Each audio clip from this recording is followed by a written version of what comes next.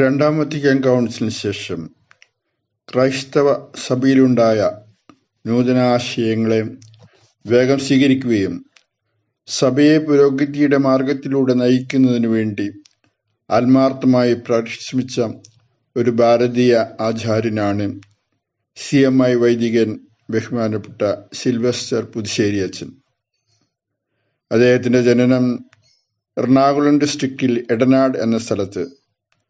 സെമിനാരി പഠനത്തിന് ശേഷം ബാംഗ്ലൂർ ധർമാരാം കോളേജിൽ വെച്ച് വൈദിക പട്ടം സ്വീകരിച്ചു. പിന്നെ സഭാധ്യാരികളുടെ ആഗ്രഹപ്രകാരം അദ്ദേഹം റോമിൽ ഉപരിപഠനം നടത്തി. തിരിച്ചു വന്ന് ധർമാരാം കോളേജിൽ കുറെ കാലം പഠിപ്പിച്ച് പിന്നീട് പൂനെയിൽ CMI സഭയുടെ സ്റ്റഡി ഹൗസിൽ റെക്ടറായി ജോലി ചെയ്തു. ആ അവസരത്തിലാണ് രണ്ടാം വത്തിക്കാൻ കൗൺസിലിൻ്റെ നൂതന ചിന്തയിൽ കർദിനാൾ ജോസഫ് പാറക്കാട്ടിലിൻ്റെ നേതൃത്വത്തിൽ സീറോ മലബാർ സഭയിലേക്ക് അദ്ദേഹം കടന്നു വരുന്നത്. വിശുദ്ധ സെന്റ് തോമസിൻ്റെ കേരളത്തിലെ സഭ റോമൻ സഭയുടെയോ കൽദായ സഭയുടെയോ ഒരു പുത്രി സഭയായി കാണുവാൻ ബഹുമാനപ്പെട്ട സിൽവസ്റ്റർ അച്ഛൻ ആഗ്രഹിച്ചില്ല.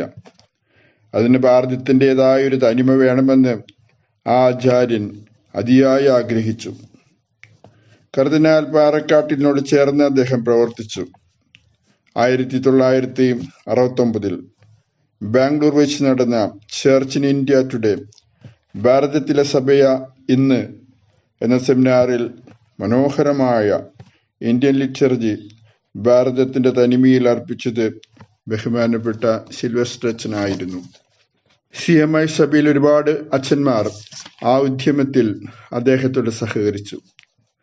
ദീർഘകാലം ബിഷപ്സ് കോൺഫറൻസിൻ്റെ അംഗീകാരത്തോടെ ബാംഗ്ലൂർ ധർമാരാം കോളേജിൽ ഭാരതീയ പൂജ അർപ്പിച്ചു പോന്നിരുന്നു.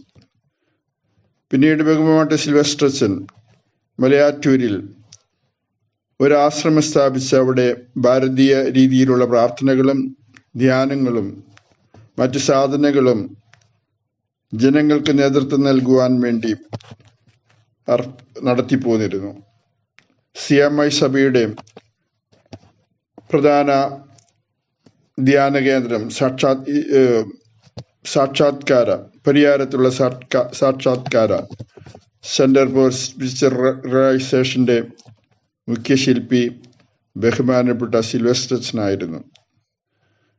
അതിന് രൂപം കൊടുത്തതും അതിൻ്റെ ആദ്യത്തെ ഡയറക്ടറും അദ്ദേഹം തന്നെയായിരുന്നു.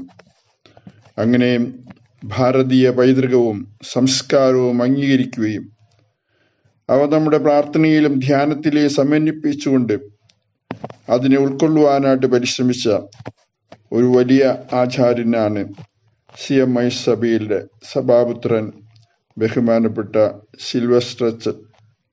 അദ്ദേഹത്തിന് നമോവാകം. വന്യഗുരു നമസ്കാരം.